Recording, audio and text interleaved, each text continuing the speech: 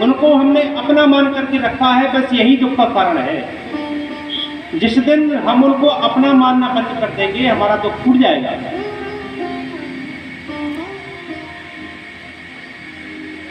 अरे हम लोग भी किस बात से दुखी है? किसी ना किसी बात से जब हम दुखी होते हैं तो उसमें केवल इस शरीर का संबंध रहता है।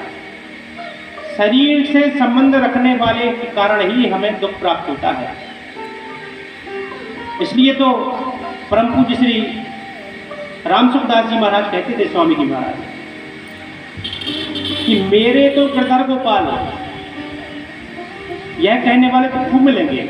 मीरा जी ने गाया ना, मेरे तो गिरधर गोपाल दूसरो न कोई, तो जाके सिर मोर मुकुट मेरो पति सोई। मीरा जी का पद है। तो स्वामी जी कहते हैं, बोले मेरे तो गिरधर गोपाल, ये तो सब कहते हैं, तो सारी दुनिया कहती है मेरे तो गिरधर गोपाल, भगवान हमारे हैं, भगवान हमारे हैं, लेकिन दूसरों ना कोई। यह बात कहने वाली केवल मीरा जी अथवा उनकी कोटि के भक्त ही यह बात कह पाते हैं कि गिरधर गोपाल तो मेरे हैं, लेकिन उनके अलावा मेरा कोई दूसरा नहीं है। हम लोगों के साथ समस्या क्या है कि हम यह तो मानते कि भगवान हमारे हैं, लेकिन उनके साथ में हम यह भी मानते कि ये पुत्र भी हमारा है, ये पत्नी भी हमारी है, यह शरीर भी हमारा है, यह मकान भी हमारा है, ये दुकान भी हमारी है। सबको अपना मान करके हम चलते हैं, यही दुख का कारण है। जिस दिन हम ये अपना मानना स्वीकार कर देंगे, स्वीकार करना बंद कर देंगे कि ये हमारा नहीं है, उसी दिन हमें दुख नहीं होगा, दुख से हमारी मुक्ति हो जाएगी।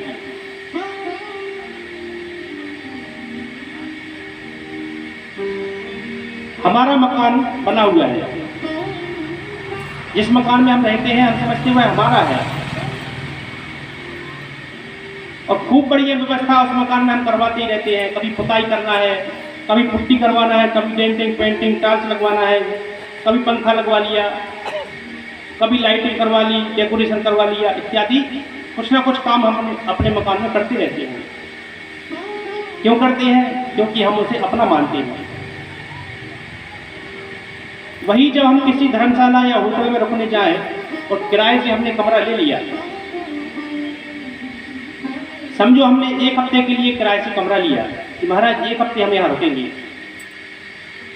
एक हफ्ते वहाँ रुके, उसके बाद हम देखें अरे यार यहाँ कमी है, यहाँ थोड़ी लाइटिंग होनी चाहिए, और हम उस किराए के कमरे में बढ़िया बाहर से खरीद करके सामान लगाने लगे, लाइटिंग कर दें, बढ़िया पुताई करवा दें, पुट्टी करवा दें, टाइल्स लगवा दें, पंखा लगवा दें, सब कुछ करते रहे। और जैसे ही एक हफ्ता पूर्ण हुआ कि मकान मालिक आ जाएगा, होटल का मैनेजर आ जाएगा, चलो बाहर निकलो, कमरा खाली करो। और हम कहें महाराज कैसे आप बाहर निकाल सकते हो, हमने तो इसमें बड़ा खर्चा कर दिया, इतना पैसा लगा दिया, इतनी पुताई करवा दी, ये सब करवा दिया।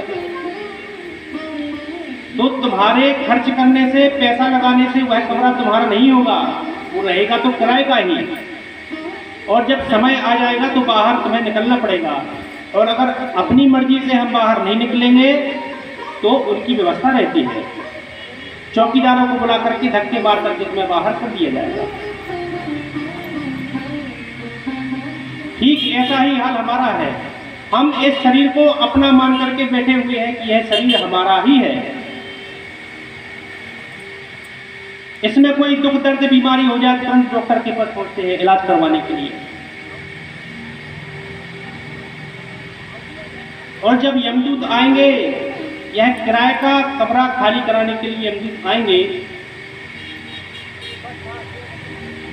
तो उचित तो है कि अपनी इच्छा से खाली करके निकल जाओ, और अगर नहीं खाली करोगे तो यमदूत डंडा लेकर के, काल दंड लेकर के मार मार करके यहाँ से खाली करवा लेंगे। फिर कितने ही रोते चिल्लाते रहो कि अरे इस पर हमने बड़ा खर्च किया है, इस शरीर की बड़ी मरम्मत करी है, पूरा जीवन निकाल दिया इसको संवारने के लिए, ये हम कैसे छोड़ सकते हैं? कोई फर्क नहीं पड़ेगा। जब समय आएगा तुरंत ही कमरा खाली करना पड़ेगा। किसी ने बड़ा सुंदर पद गाया है, जिंदगी एक किराए का घर है, जिंदगी किराए कदर है, जिंदगी किराए कदर है, एक न एक दिन बदलना पड़ेगा। जिंदगी किराए कदर है, बदलना पड़ेगा। जिंदगी किराए कदर है, बदलना पड़ेगा। जिंदगी के किराए कदर है, इतना एक दिन बदलना पड़ेगा। जिंदगी किराए कदर है, एक न एक दिन बदलना पड़ेगा। जिंदगी के किराए कदर है, एक न एक दिन बदलना पड़ेगा। जिंदगी के किराए कदर है, एक न एक दिन बदलना पड़ेगा। मौत तुझको आवाज देगी, मौत जब तुझको आवाज देगी, घर से बाहर निकलना पड़ेगा। मौत जब तुझको आवाज देगी, घर से बाहर निकलना पड़ेगा। जिंदगी किराए कदर है,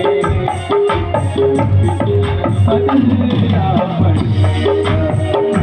जिंदगी किराए कदर है, एक न एक दिन बदलना पड़ेगा।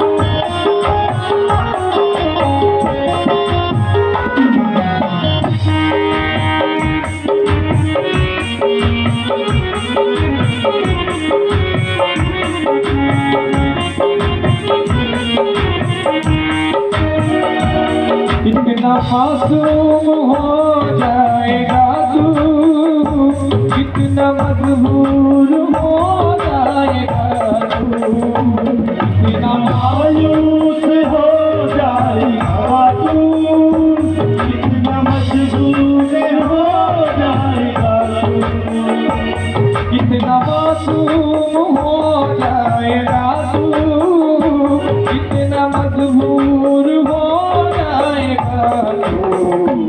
ये जो मखमल का चोला है तेरा, ये जो मखमल का चोला है तेरा, ये मोहब्बत में बदलना पड़ेगा। जिंदगी किराए कदर है, बदलना पड़ेगा।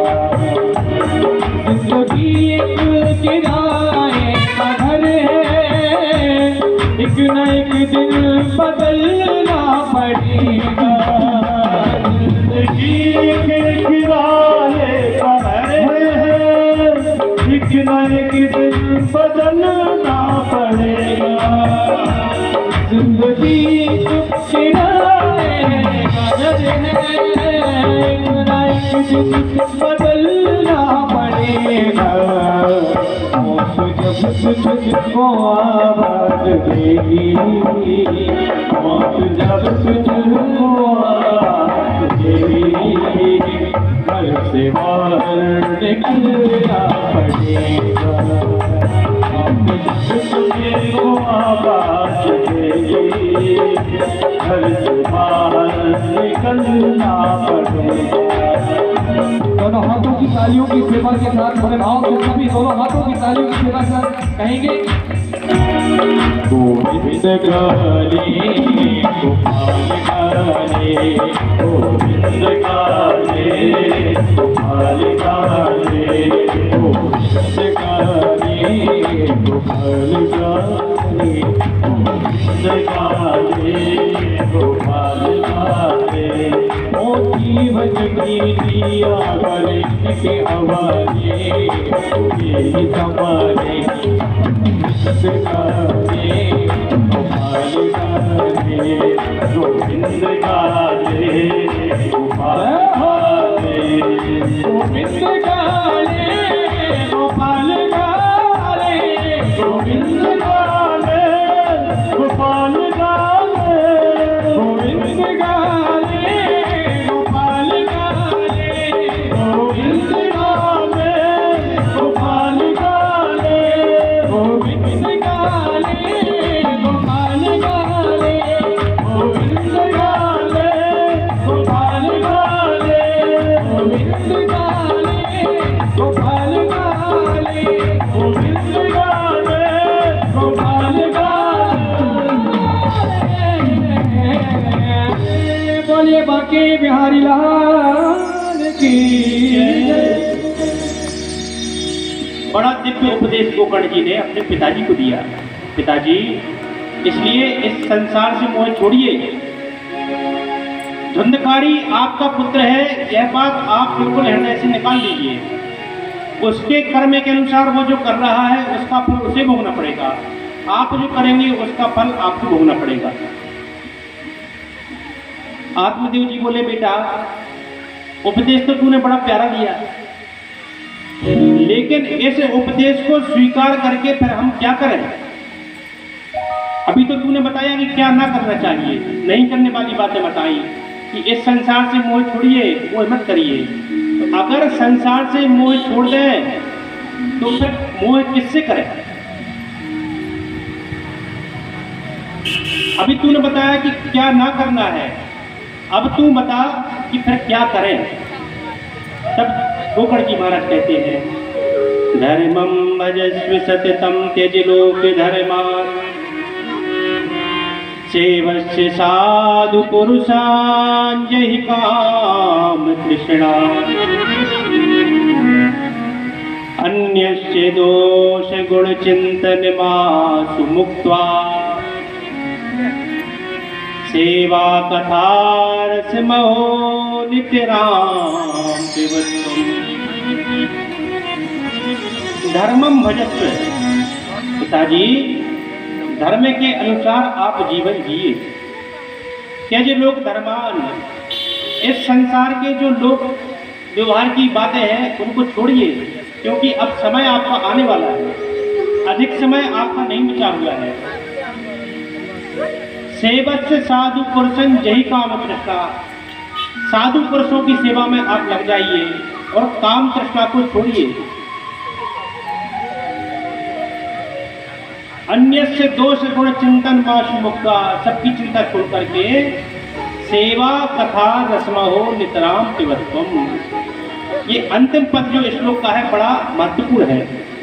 सेवा कथा रसमहो, क्या करिए? बोले सेवा करिए और कथा सुनिए,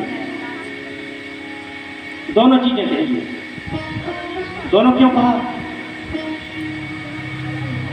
सेवा भी कर, सेवा कहने की बात भी कही और कथा सुनने की बात भी कही। अगर दोनों में से केवल एक करेंगे तो गड़बड़ हो जाएगी। मान लो हम सोचें कि हम सेवा भी करना चालू कर दें, कथा नहीं सुने, तो सेवा करते करते हमें अभिमान हो जाएगा कि ये सेवा हम कर रहे हैं, और इस बात का अभिमान आ जाएगा जिससे हमारा पतन हो जाएगा। और अगर केवल कथा ही सुने, कथा सुनते सुनते सेवा ना करें तो वो भी गड़बड़ा है, क्योंकि कोरी बातें हो जाएंगी। पर जो हम कह रहे हैं वह है, जो सुन रहे हैं उसको केवल सुन ही रहे, उसको जीवन में नहीं उतार रहे। इसलिए दोनों करना चाहिए, सेवा भी और कथा भी। मथुरा में एक संत थे, मथुरा के यमुना जी के किनारे पर ही उनका आश्रम था। उन संत का नाम थोड़ा हमें विस्मृत हो गया, नाम याद नहीं आ रहा। उनका एक शिष्य था जिसका नाम था रामदास। बड़े ध्यान से सुनो। संत तो वृद्ध हो चुके थे और जो रामदास था उनका शिष्य वो युवा था, और सारे आश्रम की व्यवस्था वही उनका शिष्य देखता था। सत्य घटना है बिल्कुल, सारी व्यवस्था वही शिष्य देखता था। और महाराज जी जो थे संत, वह वृद्ध हो चुके थे, तो निरंतर कथा उनके यहाँ चलती रहती थी। जो संत थे वह कथा सुनाते रहते थे, और आश्रम के कुछ लोग और बाहर से भी कुछ लोग आकर के नित्य सत्संग करते थे, रोज कथा सुनते थे। अब जब ये बात वो शिष्य देखे तो उसको बड़ा गुस्सा है। वो मन में सोचे कि देखो करना धरना कुछ है नहीं, सारे आश्रम की व्यवस्था हम देखते हैं, सारे आश्रम का संचालन हम करते हैं, बस बैठ जाते हैं और 10 लोग जो सेवा में लगते हैं उनको भी बिठा लेते हैं, तो कथा कहते रहते हैं। तो यहाँ सेवा में कितना श्रम लगता है यह हम ही जानते हैं। ऐसा भाव उस शिष्य का बन गया और उसने सोच लिया कि यह सेवा हम कर रहे हैं। इस बात का अभिमान उसे आ गया। गुरु जी कभी कभी कहते, बेटा रामदास, बेटा तू बड़ा भागत दौड़ी करता है, कभी बैठकर कथा भी सुन लिया कर। तो शिष्य कहता, अरे गुरु जी आपको क्या, आप तो बैठ गए और कथा कहने लगे। यहाँ हमें पूरी सेवा देखनी पड़ती है, पूरा कारोबार हम संभाल के रखा हमने, कथा सुनने बैठ जाएंगे तो कौन करेगा। गुरु जी बोले, ठीक है बेटा, जैसी तेरी इच्छा तू जैसा कर। एक दिन कथा चल रही थी और कथा के बीच में ही रसोई में जाकर के बड़ी जोर से खटपट वह रामदास करने लगा।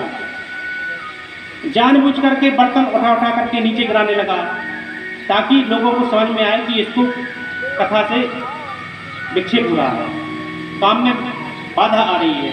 तो जानबूझकर दिखाने के लिए कभी बर्तन टकता, कभी गिलास टकता, कभी थाली टकता, खटपट करने लगा। तो गुरुजी कथा कहते कहते गुरुजी बोले, बेटा रामदास, तुझे बड़ा मैंने समझाया, लेकिन तेरे चित्त पर बात नहीं चढ़ती कि कभी कथा में बैठ लिया कर, और तू कथा के बीच में बंदरों जैसी हरकतें करता है। तुझे तो बंदर होना चाहिए था, गलती से तू मनुष्य बन गया, तुझे बंदर बनना चाहिए था। बस गुरुजी के मुख से निकल गया ब्रह्म वाक्य और गुरुजी का वाक्य, और महाराज भगवान की भगवत इच्छा जैसी। दूसरे दिन ही उस शिष्य को ज्वर हो गया, बुखार आ गया, और 2-4 दिन में ही उसका शरीर पूरा हो गया, शिष्य पधार गया। अब गुरुजी को बाद में बड़ा पछतावा हुआ कि देखो कथा कहते हुए कैसे मुख से बात निकल गई, और बेचारा हमारा शिष्य भले ही कैसा था तो मेरा। तो गुरुजी को बड़ा दुख हुआ। फिर गुरुजी ने सोचा चलो जैसी भगवान की इच्छा। कुछ दिनों बाद वही आश्रम में एक बंदरिया ने एक बंदर को जन्म दिया, और वह बंदर इतना गंभीर था, सामान्य जो बंदर रहते हैं उछल कूद करते हैं वैसा नहीं था। रोज आकर के भगवान के मंदिर के सामने बैठ जाता, भगवान को टुकुर टुकुर देखता रहता, गुरुजी को टुकुर टुकुर देखता रहता, कोई उछल कूद नहीं करता, भोजन पानी भी नहीं करता। बड़े दिन हो गए गुरुजी को देखते देखते। तब गुरुजी को ध्यान आया कि मैंने कथा कहते हुए कह दिया था कि बेटा तू बंदरों जैसी हरकतें करता है, तुझे तो बंदर होना चाहिए, ऐसा ना हो कि रामदास ही हो। गुरुजी ने आवाज लगाई, बेटा रामदास, तू बंदर का बच्चा। धीरे धीरे चल करके गुरुजी के चरणों में बैठ गया। ओहो रामदास, तू बंदर हो गया। तो बंदर के बच्चे ने सिर हिलाया कि हाँ। गुरुजी के नेत्रों में आंसू आ गए, बेटा देख मैंने तुझे बड़ा समझाया कि तू कथा सुना कर। केवल कथा ना सुनने का परिणाम है कि तुझे आज इतना अच्छा स्थान छोड़ करके बंदर बनना पड़ा। तो अब बता, कथा सुनेगा? तो बंदर ने इशारे में सिर हिलाया कि हाँ अब सुनूंगा। तो गुरुजी ने विधिवत कथा का आयोजन किया और बंदर को ही उसके लिए निमित्त बनाया, और जैसे ही कथा होती एकांत में जाकर के बंदर पूरी कथा ध्यान से सुनता। जैसे ही पूरी भागवत की कथा हो गई, अंतिम दिवस था, अंतिम दिवस में कथा को विश्राम दिया गया, तो बंदर ने आकर के गुरुजी के चरणों में प्रणाम किया और बस बाहर जाकर के एकांत में अन्य जनों का त्याग कर दिया। और कुछ दिनों बाद वह बंदर वाला शरीर उसका टूट गया और उसका उद्धार हुआ। बिल्कुल सत्य घटना, लगभग 30-40 साल पुरानी घटना होगी ये। तो कहने का मतलब सेवा और कथा दोनों साथ साथ में जब हम करेंगे तभी हमारा कल्याण होगा। अगर एक को छोड़ देंगे तो गड़बड़ हो जाएगी। इसलिए कभी हमें ये नहीं सोचना चाहिए कि हमारे इस काम करने से हमारा अपमान हो जाएगा। झाड़ू लगाने का अवसर भी आए तो वहाँ झाड़ू भी लगानी चाहिए। ये भगवान की सेवा है, भगवान के भक्तों की सेवा है। कथा पंडाल में जहाँ कथा चल रही हो वहाँ भी अगर सेवा करने को हमें मिल जाए तो ये हमारा सौभाग्य है। और दास तो प्रयास करता है, जहाँ कहीं भी कथाएं ऐसी चलती है और वहाँ अवसर मिले तो वहाँ पूरी सेवा दास करने का प्रयास करता है। ये हमारे सौभाग्य की बात है। तो सेवा कथा रस्महो नितराम भवत्वम। गोकर्ण जी महाराज कहते पिताजी सेवा और कथा करते हुए आप समय को व्यतीत करो। बस ये 2 श्लोकों का उपदेश गोकर्ण जी ने आत्मदेव जी को दिया और आत्मदेव जी को संसार से पूर्ण वैराग्य हो गया और जाकर के जंगल में श्रीमद् भागवत का 10वें स्कंद का पाठ करते हुए भगवान का स्मरण करते हुए उन्होंने अपना शरीर छोड़ा, भगवान के धाम को पहुंचे। बोलिए गोकर्ण जी महाराज की जय। अब यहाँ पर आत्मदेव जी चले गए, अब बची माता जी धुंधली। तो गोकर्ण इतना मारपीट धुंधली के साथ करता, माता के साथ पैसों के लिए, कि एक दिन धुंधली ने भी सोचा कि अब आत्महत्या करने में ही सार है और कुएं में गिर करके धुंधली ने भी अपने प्राण त्याग दिए, आत्महत्या कर ली। अब बचे केवल गोकर्ण जी महाराज। गोकर्ण जी महाराज ने सोचा कि अब तो हम ही बचे हैं, हमारा नंबर है। पिताजी भी पधार गए, माता जी भी पधार गई और दुष्टों का संग जितने जल्दी छोड़ना चाहिए उतने में ही हमारी भलाई है। तो गोकर्ण जी महाराज तीर्थ यात्रा पर चले गए। इधर अब बचा गोकर्ण धुंधकारी अकेला, वेश्याओं को अपने घर में ले आया, उनके कहने पर चोरियां करने लगा, डाके डालने लगा। एक दिन धुंधकारी ने राजा के यहाँ चोरी की और बहुत सारा धन माल ला करके वेश्याओं के सामने रख दिया। वेश्याओं ने पूछा, क्यों रे आज कहाँ चोरी की? बताया राजा के यहाँ चोरी की है। वेश्याओं ने सोचा कि अब हमारा बचना भी मुश्किल है, क्योंकि राजा के दूत ढूंढते हुए आएंगे, इसकी पिटाई करेंगे तो ये सारा उगल देगा कि हमने किसके लिए चोरी की थी। इसलिए सोते हुए इस धुंधकारी को भी मार देना चाहिए। और जिन वेश्याओं से वह धुंधकारी प्रेम करता था उन्हीं वेश्याओं ने सप्तांगार समूहाश्चा तन्मुखे ही विचित्वा, सामान्य मृत्यु नहीं दी, सप्तांगार समूहाश्चा, तपते हुए अंगारे लेकर के उसके मुंह में भर भर करके धुंधकारी को मारा, जिसको अपनी सामान्य भाषा में हम कहते लूगरा। लूगरा मार मार करके उसको धुंधकारी को मारा, मुंह में अंगारे भर भर करके, और बड़े तड़पते हुए धुंधकारी ने अपने प्राण छोड़ दिए। अब गोकर्ण जी महाराज को जब पता चला कि हमारा भाई धुंधकारी मारा गया, तो गोकर्ण जी ने विधिवत श्राद्ध किया, गया जी में जाकर के श्राद्ध किया और फिर अपनी जन्मभूमि को गोकर्ण जी वापस आ गए। एक दिन रात्रि में सो रहे थे तो कभी आग जलने लगती, कभी बारिश होने लगती, कभी कोई भैंसा प्रकट हो जाता। बड़े विचित्र विचित्र स्वप्न दर्शन गोकर्ण जी को होने लगे। गोकर्ण जी ने अंजलि में जल लिया और उसके ऊपर छिड़का और कहा कि तुम स्पष्ट बताओ तुम कौन हो, अपना परिचय दो। तब धुंधकारी ने अपना परिचय दिया, जो प्रेत बन करके आया था। धुंधकारी बोला, अहम भ्राता त्वदीयोऽस्मि धुंधकारी नामतः स्वकीयेनेव दोषेण ब्रह्मत्वं नाचितं मया। अहम भ्राता त्वदीयोऽस्मि, अरे भैया हम तुम्हारे भाई हैं, धुंधकारी की नामतः, हमारा नाम धुंधकारी है। गोकर्ण जी को बड़ा आश्चर्य हुआ। गोकर्ण जी बोले, धुंधकारी मैंने तो तुम्हारे लिए गया जी में जाकर के पिंडदान किया, फिर भी तुम्हारी मुक्ति नहीं हुई। धुंधकारी बोला, भैया गया श्राद्ध सतेनापि मुक्तिर्मे न भविष्यति उपायं परम कंचित्तम विचारय शांप्रताम।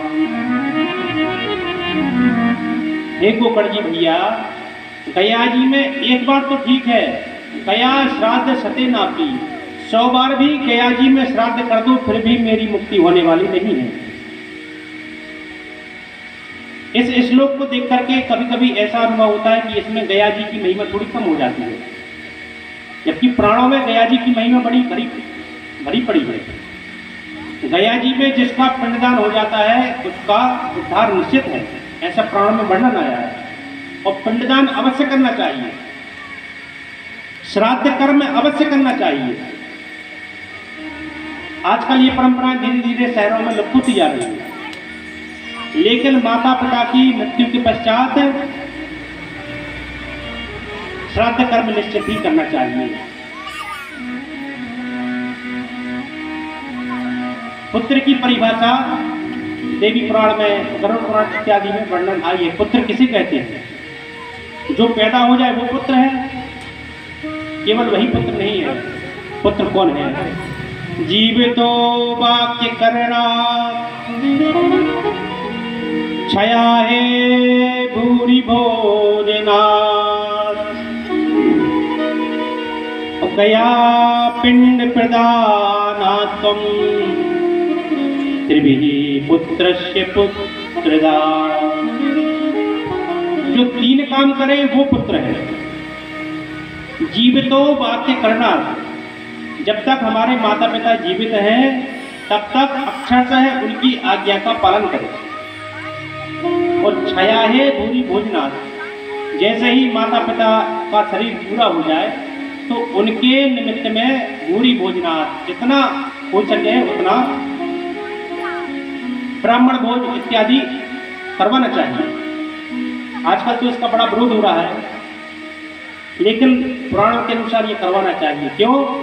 माता पिता हमारे लिए इतनी संपत्ति छोड़ करके गए हैं, उस संपत्ति का उपभोग हमें जीवन भर करना है, तो क्या 5-10 हजार रुपये हम उनके निमित्त में खर्च नहीं कर सकते? सब कुछ माता पिता का ही है। तो छया है भूरि भोजनात्, अवश्य ही उनके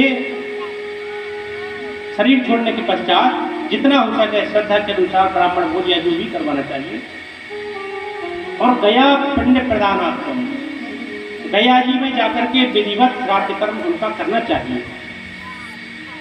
ये 3 काम करे वही पुत्र है, ऐसा वर्णन पुराणों में आया है। लेकिन यहाँ कहा जा रहा है कि गया श्राद्ध सतेनापि मुक्तिर्मे न भविष्यति, 100 बार भी मेरा श्राद्ध गया जी में कर दो तो मेरी मुक्ति नहीं होगी। तो क्या गया जी की महिमा कम है? हमारे पूज्य गुरुदेव भगवान से किसी ने एक प्रश्न किया, उसके पहले तक मेरे मन में भी कई बार ये बात आती थी कि गया जी के बारे में ऐसा कहा गया तो गया जी की महिमा कम हो गई यहाँ पे। पूज्य गुरुदेव भगवान से जब ये किसी ने प्रश्न किया, इतना सुंदर समाधान हमारे महाराज जी ने दिया। महाराज जी बोले कि सबसे पहले ये विचार करने योग्य बात है कि धुंधकारी कौन है। धुंधकारी आत्मदेव का पुत्र नहीं है। धुंधली की जो सहेली थी उसने चोरी से पुत्र ला करके आत्मदेव को दिया था। और गोकर्ण जी यही समझते थे कि यह आत्मदेव का ही पुत्र है। तो गोकर्ण जी जब गया जी में श्राद्ध करने के लिए गए तो श्राद्ध करने के पूर्व संकल्प किया जाता है, उसमें नाम का उच्चारण किया जाता है, गोत्र का उच्चारण किया जाता है, वर्ण का उच्चारण किया जाता है। तो गोकर्ण जी महाराज ने जब गोत्र नाम इत्यादि का उच्चारण किया तो वो आत्मदेव का किया, क्योंकि वो तो यही समझ रहे कि ये आत्मदेव का पुत्र है, लेकिन वास्तव में वो किसी और का पुत्र था। तो जैसे हम किसी को पत्र लिखें, बड़े सुंदर अक्षरों में पत्र लिखा जाए, सब कुछ सही है, बस ऊपर जो पता लिखा जाए वो गलत हो गया, पता गलत डाल दिया। तो कितने भी सुंदर अक्षर में पत्र लिख दो, कितनी भी अच्छी भाषा शैली का प्रयोग कर दो, सब बेकार है। जब पता ही गलत है तो क्या मतलब।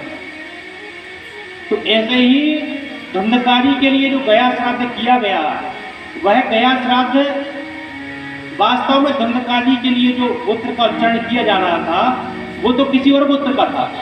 तो वो सब वस्तुएं या श्राद्ध का धर्म धुंधकारी तक पहुंचा ही नहीं, इसलिए उसका उद्धार नहीं हुआ। गया जी की श्राद्ध की महिमा तो उतनी ही है। अगर सही गोत्र का उच्चारण होता तो धुंधकारी का उद्धार उसी समय हो जाता। लेकिन चलो उद्धार नहीं भी हुआ तो गोकर्ण जी बोले कि अब हम प्रयास करते हैं कि कुछ करेंगे। तब सूर्य भगवान को अर्घ्य दिया। सूर्य भगवान से पूछा गया तो सूर्य नारायण भगवान ने गोकर्ण जी को बताया, श्रीमद् भागवतान मुक्ति ही सप्ताहम वाचनम कुरु। श्रीमद् भागवत की कथा इस प्रेत के उद्धार के लिए करो, इससे इसका उद्धार हो जाएगा। और गोकर्ण जी महाराज ही वक्ता बनकर के बैठे और सारा श्रोता समुदाय बैठा। प्रेतात्मा के लिए भी एक आसन डाली गई धुंधकारी के लिए बैठने के लिए, लेकिन प्रेतात्मा वायु रूप था। जैसे ही वह आसन पर बैठने का प्रयास करता तो वहां से स्थिर नहीं रह पा रहा। तो प्रेतात्मा ने देखा कि कोई ऐसा स्थान जहां मिल जाए हमें, जहां हम वास कर सकें। तो जो मंच बना था उसके दाहिने तरफ एक 7 गांठ का बांस बंधा हुआ था। तो उसी बांस के नीचे जाकर के उसकी बांस की पोल में और वह करीब जाकर के बैठ गया। ये जो 7 गांठ का बांस यहाँ बंधा हुआ है, इन्हीं धुंधकारी का ही बांस इस बांस में तराया जाता है। और कथा प्रारंभ हुई।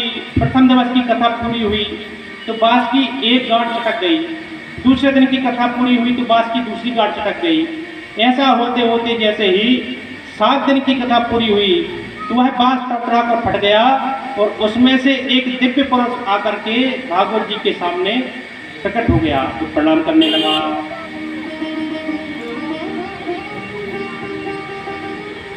गोकर्ण जी महाराज तो पहचान ही नहीं पाए। बोले, भैया आप कौन हो? धुंधकारी बोला, गोकर्ण जी हम आपके वही भाई धुंधकारी हैं। अरे धुंधकारी इतना सुंदर स्वरूप? बोले हाँ। किस फल से? बोले धन्या भागवती वार्ता प्रेत पीड़ा विनाशिनी। धन्य है आपकी ये भागवत की कथा, प्रेत योनि से हमें इससे मुक्ति मिल गई। और सबके देखते देखते विमान आया।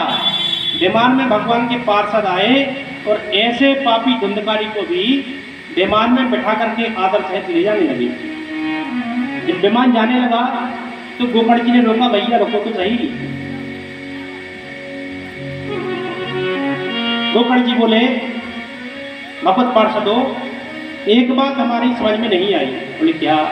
अत्रैव वहवासन्ति श्रोतारो मम निर्मलाः आनीतानि विमानानि न तेषां युगपत्कृतः। हे भगवत पार्षदो, अत्रैव बहवा सन्ति, यहाँ बहुत से श्रोता उपस्थित हैं और वही कथा हमने कही, वही सभी श्रोताओं ने सुनी और वही कथा धुंधकारी ने भी सुनी। तो विमान केवल धुंधकारी के लिए आया तो बाकी श्रोता सब ऐसे बैठे हैं क्या? तो ये पक्षपात क्यों? सिर्फ धुंधकारी के लिए विमान आया, बाकी श्रोताओं के लिए क्यों नहीं आया? तब भगवत पार्षद बोले, श्रवणस्याभेदेन फल भेदोत्र संस्थितः। यह केवल श्रवण के भेद का फल है। अच्छा, कैसे श्रवण का भेद? तब भगवत पार्षद बोले, श्रवणम तु कृतम सर्वे ना तथा मननम कृतम। सुना तो सबने है लेकिन मनन किसी ने नहीं किया। जबकि धुंधकारी क्या करता था, बांस में बैठ करके दिन भर कथा सुनता था और फिर रात्रि में जो कथा सुनी है उसका मनन करता था कि आज हमने कथा में क्या सुना, उसका चिंतन करता था। उस मनन के प्रभाव से धुंधकारी की मुक्ति हुई। भगवत पार्षद कहते हैं ना कथा मनन करता है। बड़े ध्यान देने वाली बारीक बात है। जो संस्कृत के लोग होंगे वो समझ रहे होंगे, यहाँ कथा पद का प्रयोग किया गया, अर्थात मनन तो सबने किया, लेकिन ना कथा। कथा कैसा? बोले यथा जैसा धुंधकारी ने मनन किया, जैसा धुंधकारी ने किया वैसा मनन किसी ने नहीं किया, इसलिए सबको किसी को विमान नहीं आया। सारे श्रोता उदास हो गए। तब गोकर्ण जी महाराज बोले चिंता मत करो, अभी एक बार और हम प्रयास करेंगे। और ठीक 1 महीने बाद फिर से श्रीमद् भागवत की कथा का आयोजन किया गया। इस बार सारे श्रोता बड़े सावधान बैठे हैं, इस बार चूके तो पता नहीं अब कथा सुनने कब मिलेगी। सारे श्रोता सावधान बैठे हैं और गोकर्ण जी भी सावधान है। फिर से कथा का आयोजन किया गया और जब कथा को विराम दिया गया तो जितने श्रोता थे उतने विमान आए, जितने श्रोता थे उतने विमान और उतने भगवत पार्षद एक एक श्रोता को बिठा करके विमान जाने लगे। गोकर्ण जी महाराज बोले भैया सारे श्रोताओं को भी ले जाओगे क्या हमें भी ले जाओगे? भगवत पार्षद बोले कि आपको हम नहीं ले जाएंगे। बोले क्यों? बोले आपके लिए कोई और आ रहा है। बोले कौन आ रहा है? 5 जन धनम चक्रे हर्षा छत्र स्वयं हरि गोकर्णम तु समालिंग्या करो छत्र संहरि। 5 जन शंख हाथ में धारण करके साक्षात भगवान पधारे गोकर्ण जी को लेने के लिए और आकर के गोकर्ण जी को हृदय से लगा लिया, समालिंग गया, छत्र संहरि। जैसे ही भगवान ने हृदय से लगा लिया तो गोकर्ण जी भी भगवान के जैसे ही हो गए, भगवत स्वरूप हो गए और गोकर्ण जी को प्रेम से भगवान ने अपने विमान में बिठाया और अपने धाम को लेकर के गए। बोलिए भक्तवत्सल भगवान की जय। टूटी हुई कश्ती है और दूर किनारा है,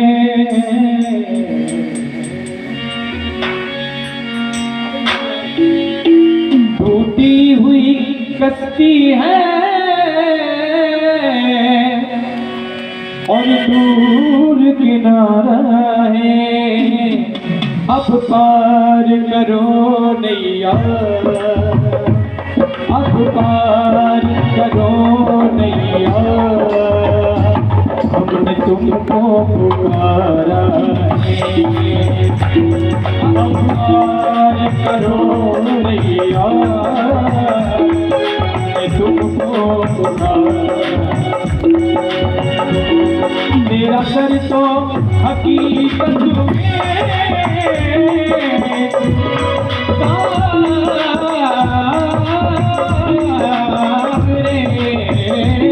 तेरा दर्द तो हकीकत में दुखियों का सहारा है। तेरा दर्द तो तेरा दर्द हकीकत में दुखियों का सहारा है, अब पार करो नैया, अब पार करो नैया, हम तेरा सहारा है, अब पार करो नैया, अब तेरा सहारा है।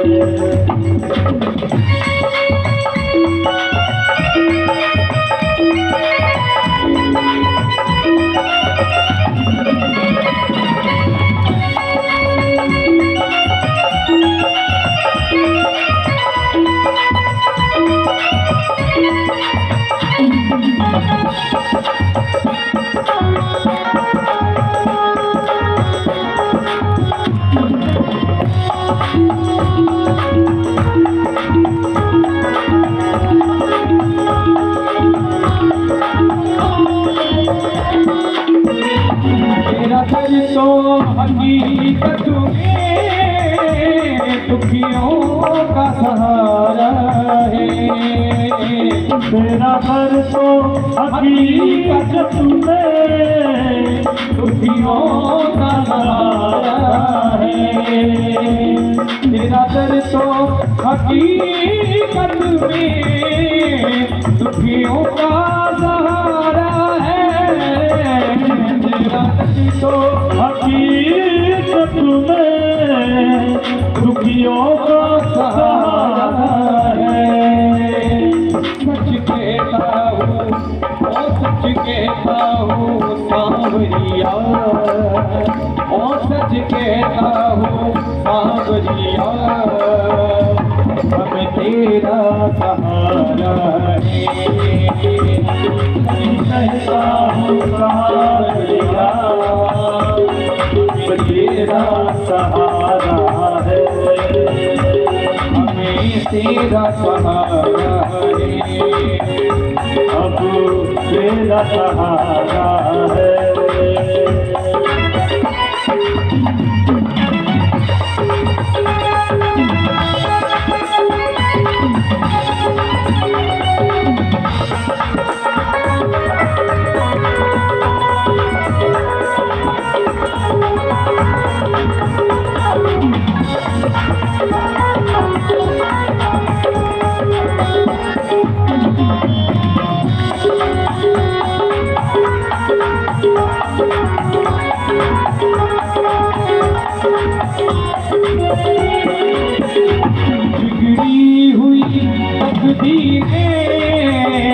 बिगड़ी हुई तकदीरें बन जाती है पल भर में। बिगड़ी हुई तकदीरें बन जाती है पल भर में। बिगड़ी हुई तकदीरें बन जाती है पल भर में। बिगड़ी हुई तकदीरें बन जाती है पल भर में। जिस वक्त मुझे हो तुम्हें, जिस वक्त मुसीबत में भक्तों ने पुकारा है। जिस वक्त मुसीबत में भक्तों ने पुकारा है।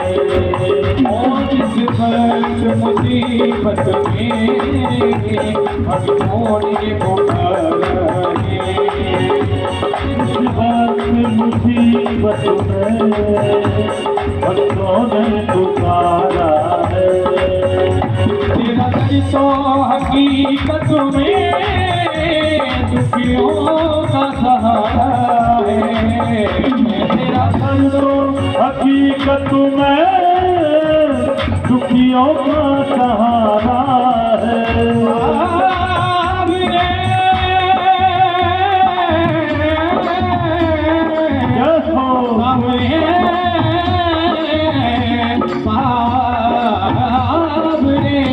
तेरा दर तो हकीकत में दुखियों का सहारा है। तेरा दर तो हकीकत में दुखियों का सहारा है।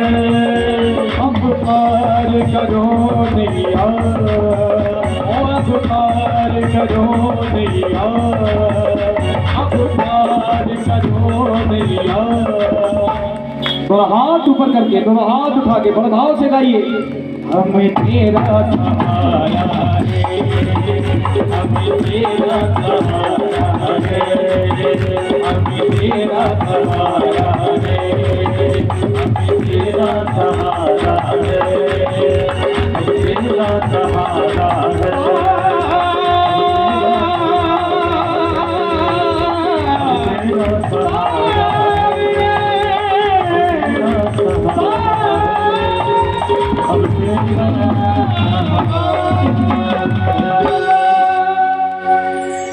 बोली बांके बिहारी लाल की जय, भक्त वत्सल भगवान की जय। इस तरह से श्रीमद् भागवत महापुराण का जो पद्म पुराण में महात्म्य आया है उसका वर्णन हम लोग अभी तक सुन रहे थे। 6वें अध्याय में नियमावली का वर्णन है, क्या क्या नियम करने चाहिए। व्रत रह करके बोले अगर संभव हो तो निर्जल रह के करना चाहिए, फिर भी संभव नहीं तो दूध पी कर रहो, फिर भी संभव नहीं तो एक समय फलाहार करके रहो, फिर भी संभव नहीं है तो दिन में 5 बार भोजन करके रहो, लेकिन कथा प्रेम से सुनो। ऐसा व्रत फलाहार नहीं करना चाहिए जो कथा से दूर कर दे। अब हमारी हिम्मत है नहीं, निर्जल हम रह गए या व्रत कर रहे हैं, हिम्मत है नहीं है, पता चला बीमार पड़ गए तो कथा ही नहीं सुन पाए, ऐसा व्रत नहीं रहना चाहिए। जैसे में कथा प्रेम से हम सुन सके वैसा हमें प्रयास करना चाहिए। वक्ता का चयन बड़े सावधानी से करना चाहिए। वक्ता के लक्षण भागवत महात्मा बताए हैं, वक्ता कैसा होना चाहिए। वक्तो वैष्णवो विप्रो वेद शास्त्र विशुद्धिकृत दृष्टांत कुशलो धीरा वक्ता कार्योति निष्प्रह। सबसे पहला लक्षण विरक्त होना चाहिए, हृदय से विरक्त होना चाहिए। संसार से विरक्त हो तो बहुत उत्तम बात है, लेकिन संसार से विरक्त ना हो तो हृदय से कम विरक्त होना चाहिए। वैष्णव भगवान का भक्त होना चाहिए, वैष्णव होना चाहिए। विप्रो ब्राह्मण होना चाहिए। वेद शास्त्र विशुद्धिकृत दृष्टांत कुशलाधीरो पर्या वक्ता कार्योति निष्प्रह।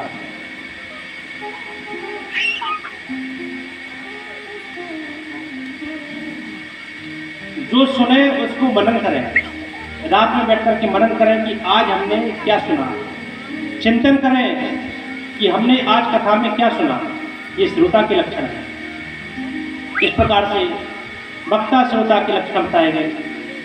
अब कल हमने एक और आपको बात बताई थी कि भागवत के 2 महात्मा हैं, एक तो पद्म पुराण वाला, वो हम अभी लोग सुन ही रहे थे, एक और है स्कंद पुराण वाला महात्मा, जिसको ऐसी परंपरा है कि बहुत ही कम या कहा ही नहीं जाता।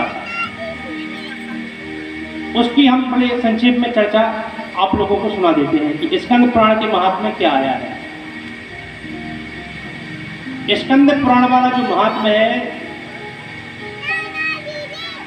उसमें 1 महीने की कथा का वर्णन है।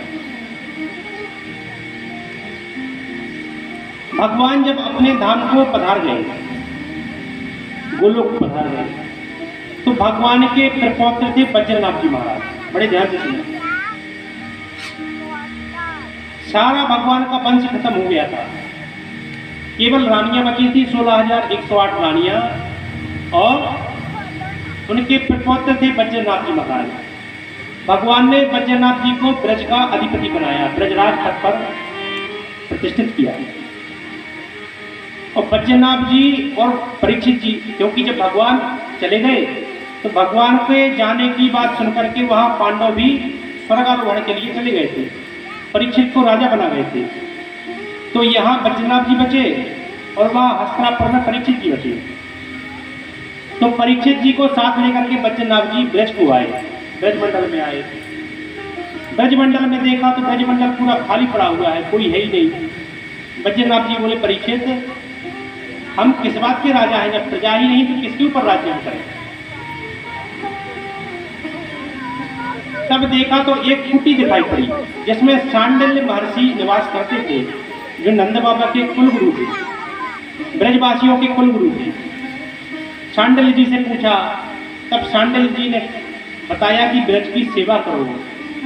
तो बज्रनाथ जी ने फिर ब्रज में भगवान के स्वरूप स्थापित करवाए। गोविंद देव जी,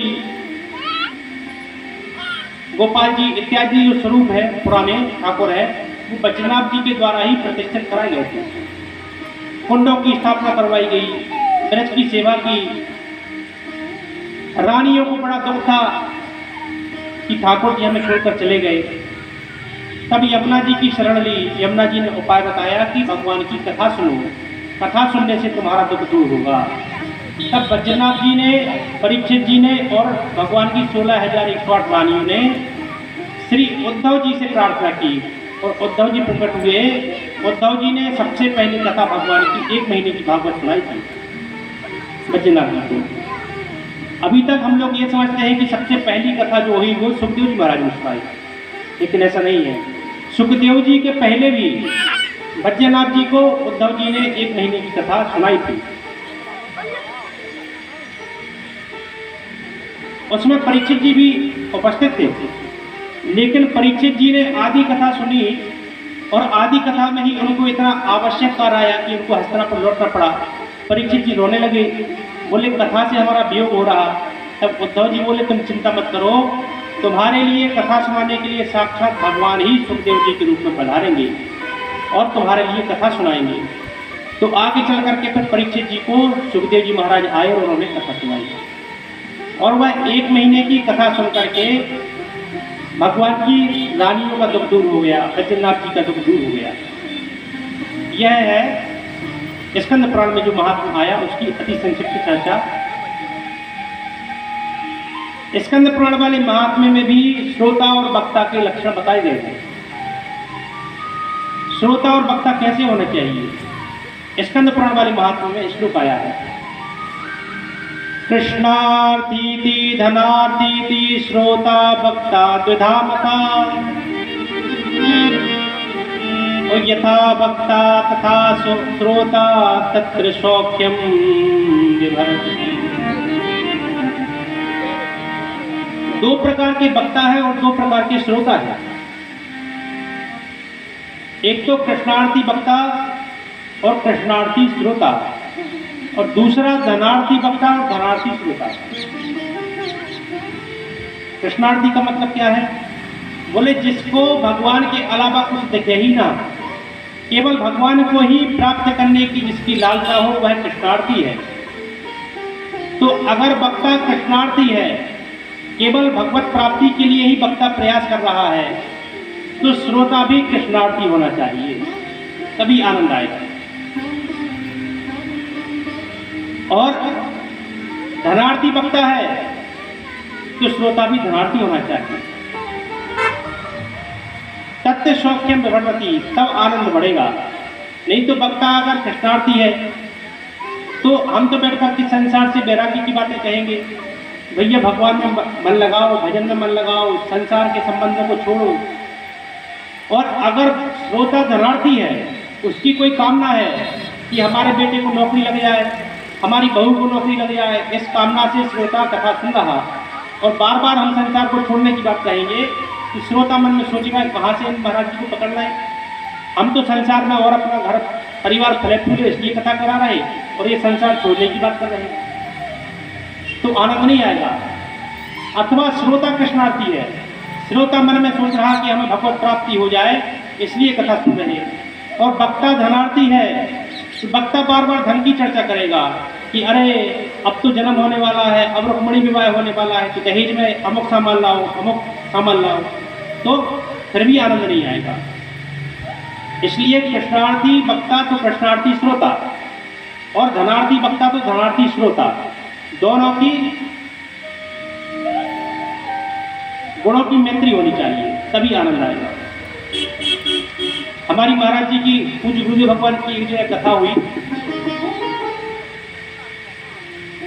तो उस कथा में किसी बड़े अधिकारी को और लोगों ने यजमान बना दिया, बिठा दिया। बड़ी मुश्किल से उनको 7 दिन का समय मिला, अवकाश लेकर के वो यजमान बन करके बैठ गए। जैसे भी कथा संतों के बीच ही हुई थी, लेकिन मुख्य यजमान बन करके उन अधिकारी को बिठा दिया। और महाराज जी की कथा तो महाराज जी की कथा है, अगर कोई ध्यान से सुन ले एकाग्र होकर के तो संसार उसका छूट जाए, ऐसी कथा महाराज जी कहते हैं। तो जब पूरी 7 दिन की कथा हुई, कथा होने के बाद लोगों ने आग्रह किया उस अधिकारी से कि आप भी कृपा करके कुछ 2 शब्द बोलें, महाराज जी के स्वागत में धन्यवाद अर्पित करें। तो अधिकारी जो महानुभाव थे, यजमान बनकर बैठे थे, वो आए, माइक लेकर के उनने बोलना चालू किया। तो बोले कथा तो बहुत अच्छी है, लेकिन गृहस्थों के लायक नहीं है। बोले हम जैसे लोगों के लायक नहीं है कथा। बोले संतों की कथा संतों के बीच में ही होनी चाहिए।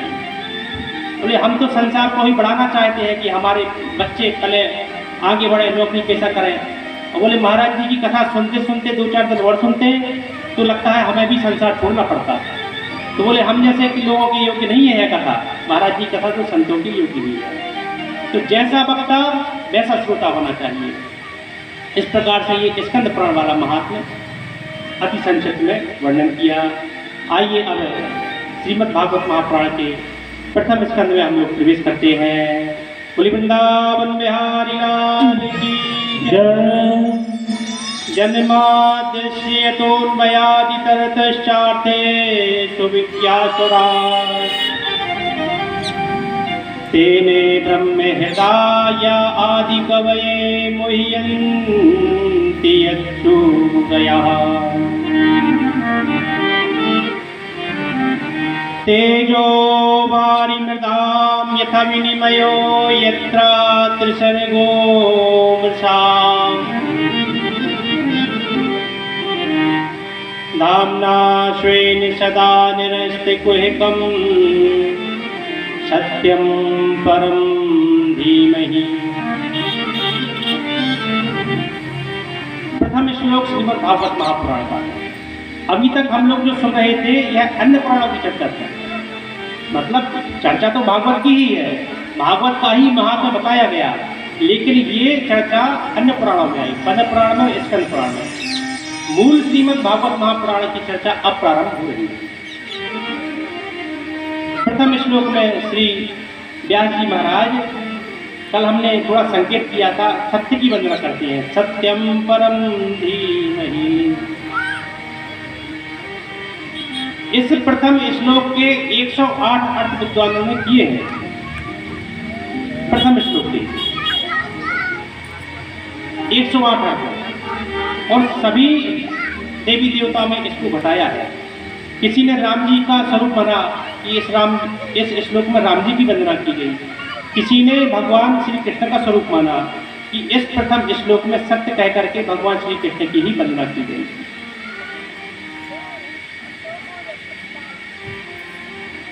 प्रथम दिन भी हमने चर्चा की थी कि अगर भागवत के स्वरूप को हम समझे तो हमें यही अनुभव होता है कि श्री कृष्ण की वंदना ही इस श्लोक में की गई है, क्योंकि प्रारंभ में सत्य की वंदना और मध्य में जब गर्भ स्तुति होती है तो देवता आते हैं, और जब भगवान देवकी मैया के गर्भ में आते हैं तो वहाँ भी सत्यव्रतम सत्य परंत सत्यम सत्य से योनिम नेतम से सत्य इत्यादि कह करके, सत्य कह करके भगवान की वंदना करते हैं।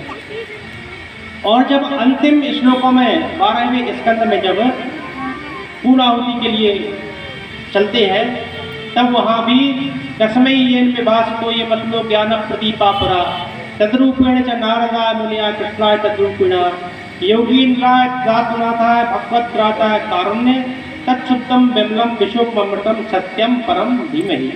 वहाँ भी सत्य कह करके भगवान को स्मरण किया गया। मान लो हम लोग ये समझ लें कि ठीक है, प्रारंभ में सत्य कह करके किसी और का स्मरण किया होगा, चलो आखिरी में भी किसी और का स्मरण किया होगा, लेकिन जो मध्य में सत्य कह करके वंदना की गई है वह तो बिल्कुल स्पष्ट है कि देवकी मैया के गर्भ में ही भगवान पधारे हैं और उन्हीं की स्तुति करने के लिए, गर्भ स्तुति करने के लिए देवता पधारे हैं। तो वहाँ तो बिल्कुल बात स्पष्ट है कि सत्य कह करके भगवान श्री कृष्ण को ही स्मरण किया गया है।